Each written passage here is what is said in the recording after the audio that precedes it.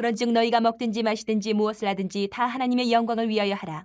유대인에게나 헬라인에게나 하나님의 교회에나 거치는 자가 되지 말고 나와 같이 모든 일에 모든 사람을 기쁘게 하여 자신의 유익을 구하지 아니하고 많은 사람의 유익을 구하여 그들로 구원을 받게 하라. 이 한 주간은 우리가 모일 때마다 마지막이네요.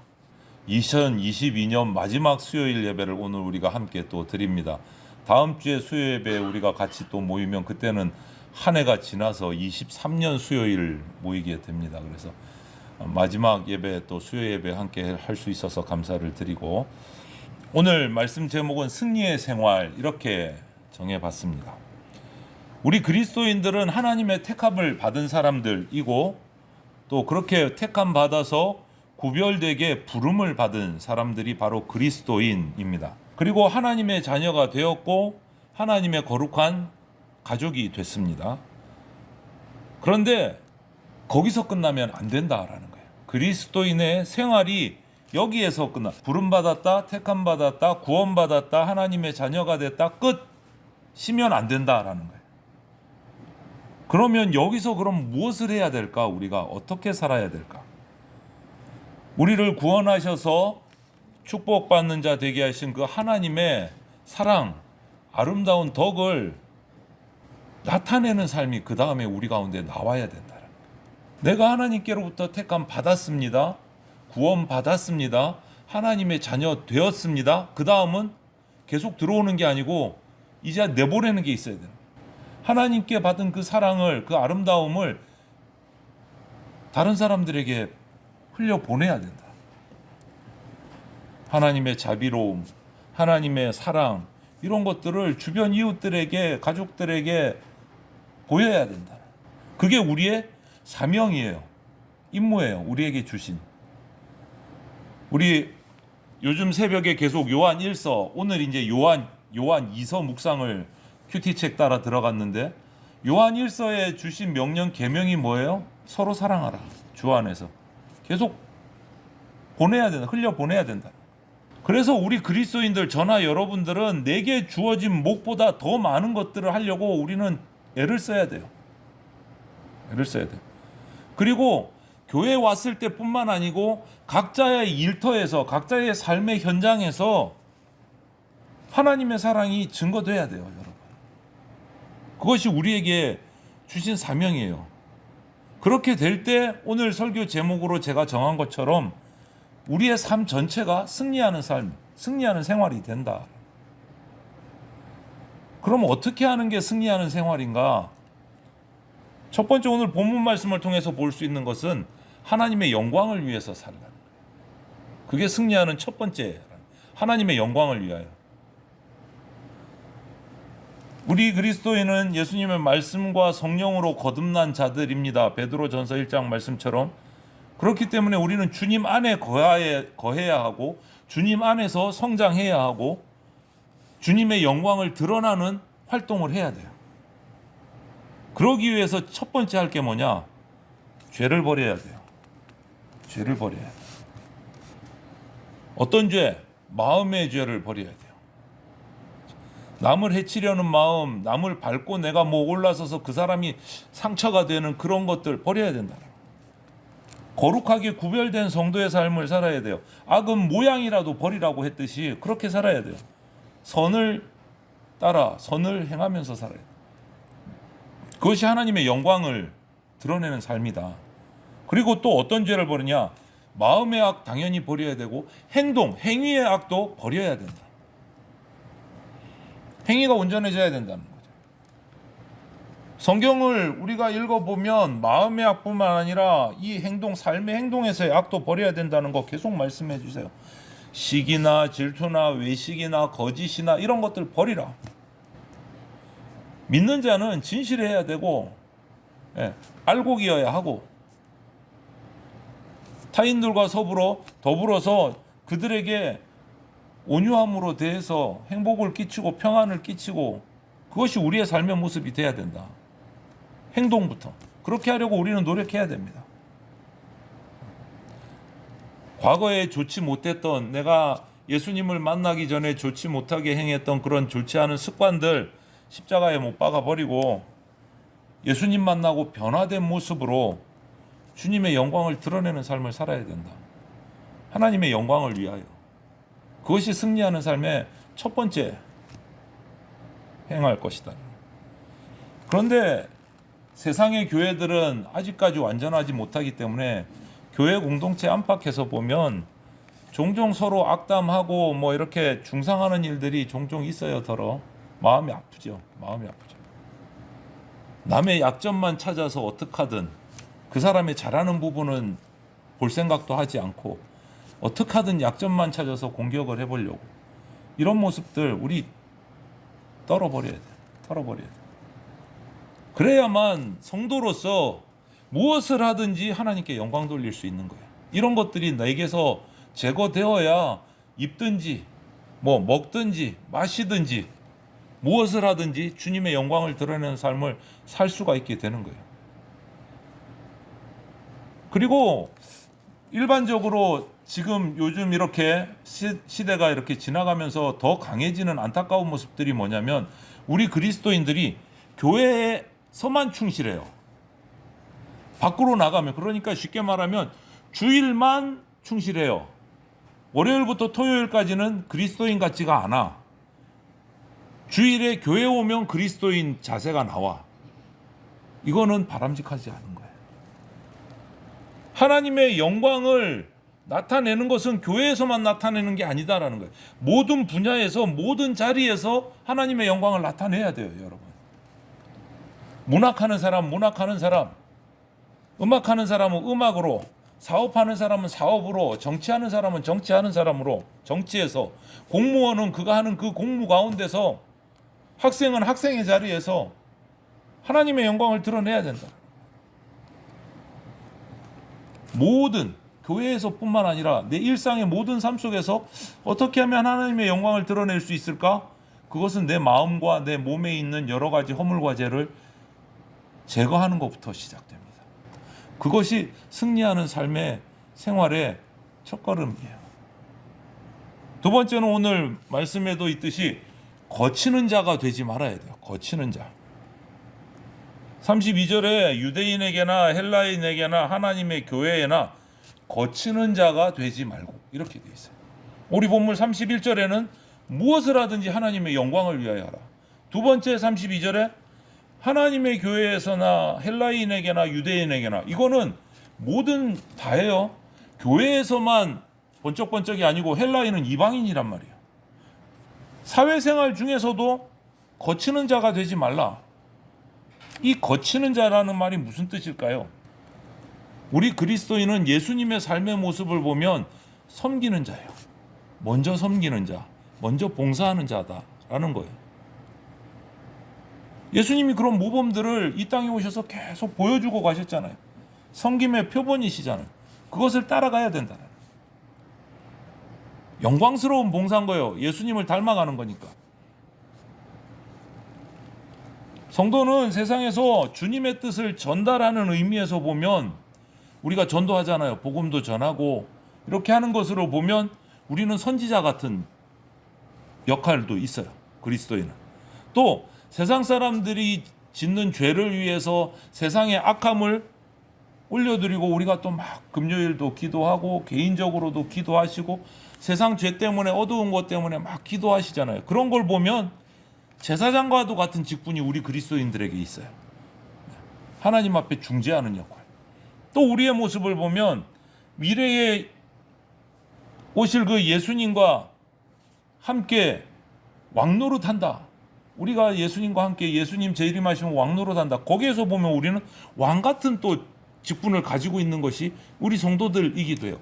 선지자의 사명도 있고 제사장의 사명도 있고 왕의 직분도 있고, 이런 엄청난 복된 사명을, 직분을 우리에게 주신 것은 그냥 놀고 먹으라고 준 게 아니다라는 거예요. 이유가 있겠죠. 주신 목적이 주님을 위하고 하늘나라 사역을 위해서, 교회 공동체를 위해서 섬기라는 거예요. 봉사하라는 거예요. 활동하라는 거예요.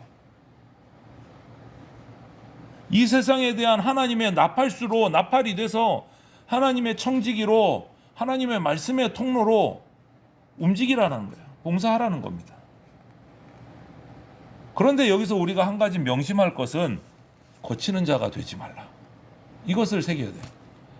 봉사한다고 하면서, 섬긴다고 하면서, 뭔가 열심히 한다고 하는데 교회에서도, 교회 밖에서도, 직장에서도, 가정에서도 뭔가 내가 그리스도이니까 섬겨야지 하는 것 같은데 자꾸 걸림돌이 돼. 이상하게. 자꾸 분위기를 깨트려. 여러분, 걸림돌이 돼서는 안 됩니다. 걸림돌이. 주 안에서 선한 일을 하는데 걸림돌이 돼서는 안 된다. 거치는 자가 돼서는 안 된다. 내 생각, 내 중심이 아니라 내가 이 섬김을, 이 봉사를 할 때 사람들이 나를 보고 있다. 내가 그리스도인이라는 걸 알고 있다라는 것을 알고 내가 이렇게 행동했을 때 그 사람들에게 주님께 영광이 돌려질까? 주님의 영광이 가려질까? 우리 그것도 생각하면서 섬겨야 돼요. 나를 통해서 예수 그리스도가 드러날까? 예수 그리스도가 욕먹을까? 그거 고민해야 돼요. 우리는 이웃들 마음에 예수 그리스도의 사랑으로 감동과 감화를 주는 삶을 살아야 돼요. 거치는 돌이 되면 안 돼요. 주님의 그 구원의 기쁨을 그 사람들이 나를 통해서 경험하게 되고 그 영혼들을 주님께로 세워가는 디딤돌이 되어야지 걸림돌이 되면 안 된다. 거치는 자가 되면 안 된다. 그리고 오늘 한 가지 더 마지막으로 우리가 승리하는 생활에서 볼 것은 날마다 새로워져야 돼요. 우리 그리스도인, 저와 여러분들이 먼저. 날마다 새로워진다는 것은 뭐냐? 어떻게 되는 게 날마다 새로워지는 거냐? 몸과 마음과 정신을 주님 앞에 온전히 의탁해서 그냥 맡겨드려야 돼요. 충성해야 된다는 거예요. 우리는요, 주님의 청지기예요. 청지기는 자기 재산 하나도 없어요. 자신의 은사 하나도 없어요. 하나님이 주신 것을 맡아서 사용하는 자가 청지기예요. 내 소유가 아니다라는 거예요. 그것이 재물이 되었던, 은사가 되었던, 권력이 되었던, 명예가 되었던, 학식이 되었던, 무엇이 되었던 내 것이 아니고 하나님이 내게 맡기신 것. 그것으로 주님의 영광을 위해서 디딤돌이 되기 위해서 어떻게 사용할 것인가 고민하는 것. 이것이 날마다 새로워지는 거예요. 날마다 새로워져요. 그리고 교회나 지체들을 어려운 일들이 생겼을 때 기도해 줄 수 있는 것. 교회의 어려움 가운데 교회의 파수꾼으로, 진리의 파수꾼으로 헌신할 수 있는 것. 이것이 새로워지는 그리스도인의 모습이에요. 그리고 날마다 새로워지는 것은요, 정성을 다 드리는 자세가 필요해요. 하나님은 우리에게 최고의 사랑을 주셨습니다. 독생자 예수 그리스도를 내어주셨어요. 최고의 사랑. 그 사랑을 받은 것이 저와 여러분들이잖아요. 그러면 이제는 온정성 다해서 하나님께 드려야 되는 거예요.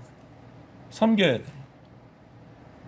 하나님 사랑에만 흥분해가지고 사랑받는 것만 너무 좋고 은혜 받는 것만 너무 좋고 그것만 받으면 내가 완전히 최고가 된 것 같고, 그런데 그 사랑의 능력이 정작 나에게서 능력으로 나타나지를 않아. 받기만 받고 나오는 게 하나도 없어. 그렇다면 예수님의 십자가의 사랑은요, 그러려고 주신 게 아니에요. 예수님의 십자가의 사랑은 반드시 능력이 있습니다. 반드시 능력으로 나옵니다, 여러분. 그런데 이 예수님의 십자가 은혜가 그냥 감상적인 상징적으로만 남아서 귀걸이, 목걸이, 팔찌 이걸로만 남아서는 그거는 아무 의미 없다라는 거예요. 능력이 나타나야 돼요. 그런데 능력이 나타나지 않는다? 내가 십자가의 사랑을 받은 자로서 주님 앞에 온전히 나를 내려놓지 못했다는 증거예요. 나를 내려놓지 못했다는 증거. 아직도 내 소견에 옳은 대로 이것이 남아있다라는 거예요. 주님은 모든 것을 다 우리에게 주셨습니다. 당신의 목숨까지도 주셨어요. 그것을 십자가 보혈의 사랑으로 우리에게 보여주셨잖아요. 우리도 그 십자가를 주고 따라가는 겁니다. 그래서 십자가 속의 능력이 우리를 통해서 나타나는 것, 그것이 새로워지는 승리하는 생활인 거예요. 그리고 우리에게 주어진 그때의 은사들을 정말 아름답게 최선을 다해서 아낌없이 사용해야 된다.